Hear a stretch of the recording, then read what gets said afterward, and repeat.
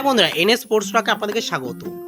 আজকের ভিডিওটা কি নিয়ে হতে চলেছে তোমরা থাম্বনেল দেখে বুঝে গেছো, এবং এটুকুনি বলবো ইন্ডিয়ান ফুটবল সার্কিটে বেঙ্গলি ল্যাঙ্গুয়েজের যতজন ইউটিউবার আছে, যতজন কভার করে, তার মধ্যে কিন্তু খুবই কম সংখ্যক আছে আজকের মতো অ্যানালাইসিস করে এরকম ইউটিউবার। তাই তোমাদেরকে বলবো ভিডিওটা তোমরা শেষ পর্যন্ত দেখো। আজকে যে প্লেয়ারটা নিয়ে কথা বলতে চলেছি সেটা হলো রেনো পিসকোপো।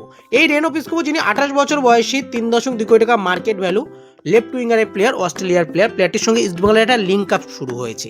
সেই লিঙ্ক আপের ভিত্তিতে তার পুরোপুরি অ্যানালাইসিসটা আমরা কিন্তু করেছি, তার হিট ম্যাপ থেকে শুরু করে আদারওয়াইজ যত তার কেরিয়ারে যেরকম যা পারফরমেন্স করেছে সব কিছু কিন্তু এই ভিডিওর মধ্যেই দেখানো হবে। তাই অবশ্যই কিন্তু ভিডিওটা তোমরা শেষ পর্যন্ত দেখো।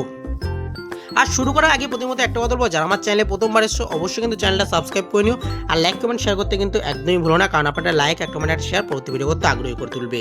তা চলো বন্ধুরা, শুরু করা যাক আজকের প্রেজেন্টেশন।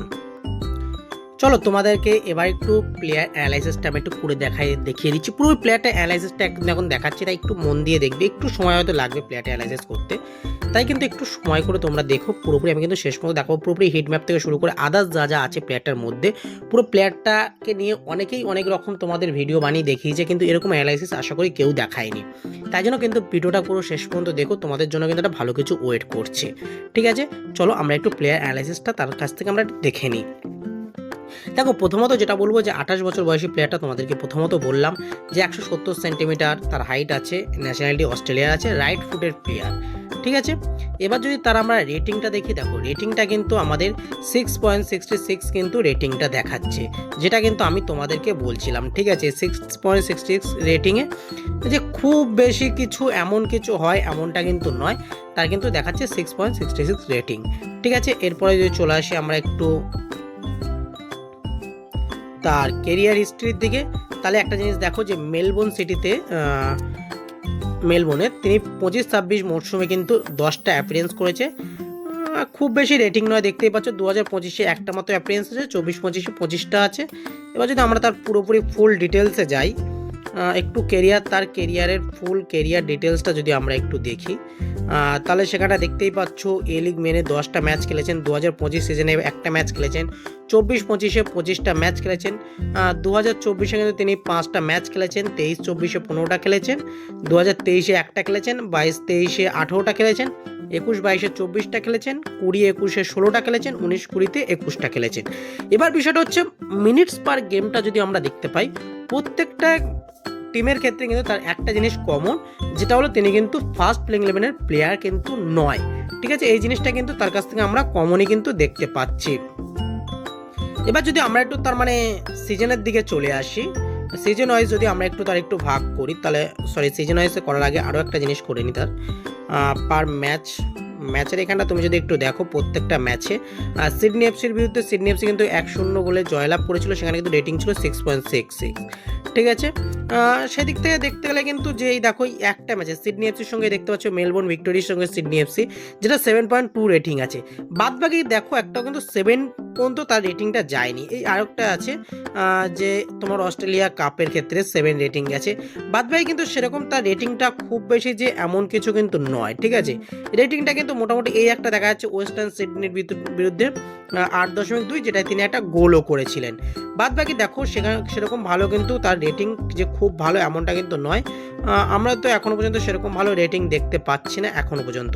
এরপর যদি আমি একটু চলে আসি সিজনের দিকে, সিজন ওয়াইজ যদি ভ্যারি করি, তাহলে সেখানটা আমি 10টা ম্যাচে 18 পার মিনিটস খেলেছিল। এই একটা জিনিস, তুমি একটা জিনিস দেখো, আপনারা একটা জিনিস খুব ভালো মতো ফলো করুন, 10টা ম্যাচ খেলেছেন, মিনিটস পার গেম হচ্ছে 18 মিনিট। তাহলে বুঝতে পারছো যে কীরকম প্লেয়ার। আর টোটাল 10টা ম্যাচে মাত্র একটা অ্যাসিস্ট, যেখানটা একটা অ্যাটাকিং মিডিওর প্লেয়ার, সেখানে মাত্র একটা অ্যাসিস্ট। ঠিক আছে, গেল। এবার যদি আমরা একটু হিট ম্যাপের দিকে আমি একটু লাস্টে আসছি, আমি প্রথমত তোমাদেরকে ম্যাচ ভ্যারি করে দেখে দিই। টোটাল মিনিটস প্লেড খেলেছে 178 মিনিট, যেটা তোমরা দেখতেই পাচ্ছ। আর এখানটা ডিস্টেন্স কভার করেছে কিন্তু 10.1 কিলোমিটার, নাম্বার অফ স্পিডস আছে 11.1, আর টপ স্পিড উঠেছিল 31 কিলোমিটার পার আওয়ার। বাদ বাকি গোল তো একটা হয়নি। অ্যাটাকের দিক থেকে দেখতে গেলে কিন্তু টোটাল শট 0.8, বুঝতেই পারছো। 10টা ম্যাচের ভিত্তিতে কিন্তু এই অ্যানালাইসিসটা করা হচ্ছে। ঠিক আছে, আদারওয়াইজ সেরকম কিন্তু দেখতে পাচ্ছি না, সব জায়গায় তো 0-0 দেখতে পাচ্ছি। ফ্রি কিক কিন্তু জিরোই বলা যায়, 0% ফ্রি কিক কনভার্সন 0%।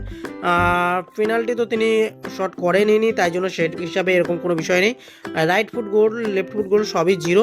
পাসিং, এবারে আমরা একটু পাসিংয়ের দিকে আসি যদি, তাহলে অ্যাসিস্ট কিন্তু তিনি একটা করেছেন, ঠিক আছে। টাচ আছে 13.6, বিগ চান্স ক্রিয়েটেড একটাও কিন্তু করতে পারেননি তিনি। কি পাসেস মাত্র 0.4, এটা কিন্তু একটা বড় জিনিস কিন্তু। অ্যাকুরেসি পাসেস হচ্ছে 5.2, 76%। অ্যাকুরেসি ওন হাফ, নিজেদের হাফে কিন্তু 83%, 1.0। অপোজিশন হাফে 4.2, 75%।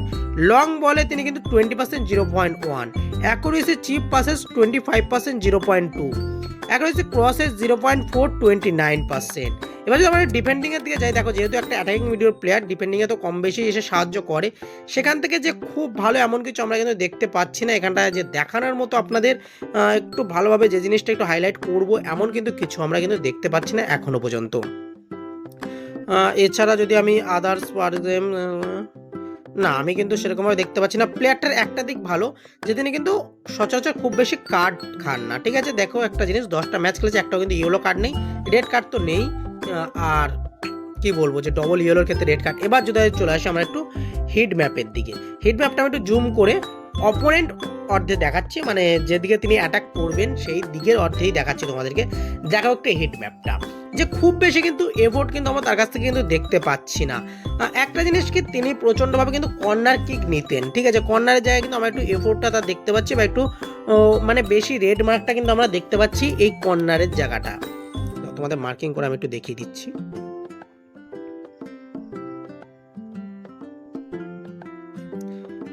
এই জায়গাটা দেখো, এই জায়গাটা কর্নারে, এই জায়গাটা কিন্তু আমরা একটু দেখতে পাচ্ছি রেড মার্ক। আদারওয়াইজ এই জায়গাটা একটু দেখতে পাচ্ছি, এই জায়গাগুলো আমরা কিন্তু একটু একটু অল্প অল্প দেখতে পাচ্ছি সেরকম। তাছাড়া কিন্তু আমরা সেরকমভাবে খুব বেশি কিন্তু দেখতে পাচ্ছি না। আমি তাই জন্য এইটুকুনি বলবো যে খুব বেশি এফোর্ট। হ্যাঁ, এখানটা আরও একটা জিনিস তোমাদের দেখানো, যে এই জায়গায় যে এই নিজেদের হাফে কিন্তু তার মোটামুটি কম বেশি একটু তিনি আসেন এবং ডিফেন্সিভও করে দেন। এইটা কিন্তু হালকা পাতলা, খুব বেশি কিন্তু আমরা দেখতে পাচ্ছি না, যার কারণে কিন্তু আমরা দেখলাম জিনিসটার বিষয়, ঠিক আছে। এবার যদি আমি চলে আসি, দেখো তোমাদের 25-26 মরশুম আমি দেখিয়েছি। এবার যদি তার আগে আমি একটু চলে আসি 24-25 মরশুম, 24-25 মরশুমে কিন্তু তাহলে তার হিটম্যাপটা এবার একটু তোমরা একটু দেখো, যে তার হিটম্যাপটা কত সুন্দর ভাবে দেখা যাচ্ছে। এখন তার পুরোপুরি আমি হিটম্যাপটা তোমাদেরকে দেখাচ্ছি, পুরোপুরি হিটম্যাপটা দেখো, প্রত্যেকটা জায়গা, শুধু একটা জায়গা বলে নয়। তুমি এই জায়গাটা দেখো, এই একটা ফ্লাং দেখো, লেফট ফ্লাংটা শুধু একটু দেখো, যে লেফট ফ্লাংটায় কতটা তিনি কিন্তু ইম্প্যাক্ট ফেলেছেন। এছাড়া শুধু লেফট ফ্লাং বলে নয়, আমরা যদি একটু অ্যাটাকিং মিডিওর জায়গাটা দেখি, তাহলে সেই জায়গাটাও কিন্তু তিনি খুব ভালো মতো ইম্প্যাক্টটা ফেলতে পেরেছেন। তাই এইটুকুনি বলবো তোমাদেরকে, যে প্লেয়ারটা কিন্তু গত মরশুমটাই কিন্তু মোটামুটিভাবে তার কাছে খারাপ গেছে। তাছাড়া তার আগে বিগত মরশুমগুলো কিন্তু তিনি কম বেশি পারফরমেন্স কিন্তু দেখিয়েছেন। এছাড়া তুমি একটা জিনিস, মাঠ সেন্ট্রাল অফ দ্য মাঠে দেখো একটা জিনিস, যে কত সুন্দরভাবে খেলেছেন তিনি, বিশেষ করে এই জায়গাটা ভালো খেলেছেন, ঠিক আছে। তা এইসব জায়গাগুলো দেখতে গেলে কিন্তু মোটামুটি ভালো, ডিফেন্সও তিনি খুব মোটামুটিভাবে নেতৃত্ব দিয়েছেন। লেফট ব্যাকের দিকটা আমরা দেখতে পাচ্ছি যে মোটামুটি তিনি কিন্তু নেতৃত্ব দিতে পেরেছেন। সব দিক থেকে দেখতে গেলে এটুকুনি বলবো যে প্লেয়ারটা যে খুব খারাপ প্লেয়ার আমি এমন কিছু বলবো না, আবার খুব ভালো প্লেয়ার এমন কিছু বলবো না। দেখো যেহেতু 24-25 মরশুমে তোমাদের হিট ম্যাপটা দেখালাম, আমি 24-25 মরশুমের আমি তোমাদেরকে একটু ম্যাচ ফিক্সারটা পুরোপুরিভাবেই দেখিয়ে দিই। যে তিনি ম্যাচ খেলেছিলেন 25টা, 14টা ম্যাচ কিন্তু শুরু করেছিলেন, ঠিক আছে, দেখতেই পাচ্ছ 14টা ম্যাচ কিন্তু তিনি শুরু করেছিলেন। আর যদি তোমাদের বলি minutes per game 47, total minutes played খেলেছে কিন্তু 1186 মিনিট। গোল করেছিল কিন্তু তার মধ্যে দুটো, গোল পার গেম 0.8, টোটাল শট নিয়েছিল 1.5, আর গোল কনভার্সনে ছিল 5%। ফ্রি কিকে গোল 0, 3টের ভিতরে একটাও করতে পারেনি। যাই হোক, goal from inside the box 13টার মধ্যে একটা, goal from outside of the box 24টার মধ্যে একটা। রাইট ফুটেড গোল করেছিল দুটো, মানে তার যেহেতু ডান পাটাই তার সব কিছু খেলার মধ্যে, তাই ডান পা থেকে কিন্তু তিনি কিন্তু গোলটা করেছিলেন, যেহেতু তিনি ডান পায়ে। পাসিংয়ের দিক থেকে যদি আমরা যদি বলি, অ্যাসিস্ট করেছিল 3টে, টাচ নিয়েছিল 29.7, বিগ চান্সেস ক্রিয়েটেড 5টা, কি পাসেস 1.2, অ্যাকুরেসি পাসেস 12.6, যেটা 75%। এছাড়া কিন্তু আমি সেরকম খুব ভালো আর কিছু দেখতে পাচ্ছি না। ও নিজেদের হাফে কিন্তু 3.8% পাসেস, 83%। ডিফেন্ডিংয়ের দিকে যদি দেখতে যাই, তাহলে বল রিকভারি পার গেম 2.6, এই একটা জিনিসই যেটা একটু মোটামুটি ঠিকঠাক আছে। আদারওয়াইজ তো আমি সেরকম কিছু আর ঠিকঠাক দেখতে পাচ্ছি না, এই একটা জিনিস ছাড়া, 2.6। আর ড্রিবল পাস পার গেম 0.5। এছাড়া তো আমি আর কিছু সেরকম দেখতে পাচ্ছি না। এখানটাও কিন্তু একটা জিনিস দেখো, 24টা ম্যাচে, এখানটাও এই জিনিসটাও দেখার বিষয় যে 24টা ম্যাচে কিন্তু তিনি একটাও না গোল খেয়েছেন, না ইয়েলো কার্ড খেয়েছেন, না রেড কার্ড খেয়েছেন। এটা কিন্তু একটা ভালো দিক বলা যেতে পারে তার জন্য। এছাড়া আমি আরেকটু যদি আগে চলে যাই, 23-24-এ যদি আমি একটু হিট ম্যাপটা দেখি, ঠিক আছে, 25-26-এ যেরকম হিট ম্যাপ, সেরকমই কিন্তু 23-26-এ হিট ম্যাপ বলা যায়। আর তার আগে যদি আমি একটু চলে যাই 22-23-এর হিট ম্যাপটা আবার একটু দেখো, একটু লক্ষ্য করে যে কতটা ইম্প্যাক্টফুল হিট ম্যাপ আছে এই 22-23-এরটা। নিজেদের অপোনেন্ট অর্ধে এবং নিজেদের অর্ধে দুটোতেই কিন্তু ভালো ইম্প্যাক্ট ফেলেছিল এই 22-23 মরশুমটা। তাই এটুকুনি বলবো যে প্লেয়ারটার হয়তো গত মরশুমটা খারাপ গেলেও কিন্তু তার আগে মোটামুটিভাবে ঠিকঠাক ছিল। দেখা যাক সেক্ষেত্রে এবার যদি ইস্টবেঙ্গলে শেষ পর্যন্ত আসে তাহলে কীরকম হবে, সেটা তো অবশ্যই আমরা একটু ভেবেচিন্তে দেখতে হবে আমাদের। তার কারণ প্লেয়ার, আমরা ইস্টবেঙ্গল যেরকম প্লেয়ারগুলো সাইনিং করাচ্ছে সেখানটা একটু ভাবনা চিন্তার অবশ্যই দরকার ইস্টবেঙ্গলের পক্ষে। তাই এই প্লেয়ারটিকে যদি শেষ পর্যন্ত সাইনিং করায় তাহলে অবশ্যই কিন্তু দেখতে হবে প্লেয়ারটাকে নিয়ে। এবার আমি একটু পার্থিব দাকে লাইনে নিই, পার্থিব দা বলুক যে প্লেয়ারটার বিষয়ে, তারপরে এই ভিডিওটা শেষ করব। ওকে, থ্যাংক ইউ। দেখো, যতটুকু আমি প্লেয়ারটাকে দেখেছি আমার থেকে খুব বেশি ইমপ্রেসিভ মনে হয়নি। যদিও আইএসএল এর কোয়ালিটি অনুযায়ী হয়তো এই প্লেয়ারটার কোয়ালিটি বেটার হতে পারে, বাট আমাদের ডাইরেক্ট কম্পিটিশন যেহেতু মোহনবাগান, সো যদি আমি মেকল্যারেনের একটা উদাহরণ ধরি, তো এই প্লেয়ারটা কিন্তু সেরকম হতে পারবে না, আর সেরকম নয়ও।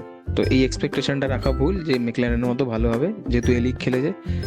এবার যদি দেখি ও এলডব্লিউ পজিশনে খেলে, লেফট উইং খেলতে পারে, সেখান থেকে অ্যাটাকিং মিডে ঢুকতে পারে।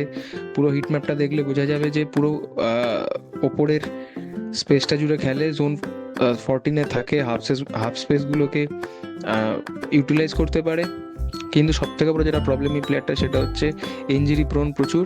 121টা ম্যাচ খেলেও কিন্তু খুব ভালো গোল বা অ্যাসিস্ট করতে পারিনি, যেটারও করা উচিত, কারণ অ্যাজ আ অ্যাটাকার তার থেকে আমি গোল বা অ্যাসিস্ট বেশি আশা করব, তো সেটা করতে পারিনি। যদিও প্লেয়ারটার আপব্রিঙ্গিং হচ্ছে ইন্টার মিলানের ইউথ সিটিতে, তো সেই একাডেমি থেকে উঠে আসা প্লেয়ার।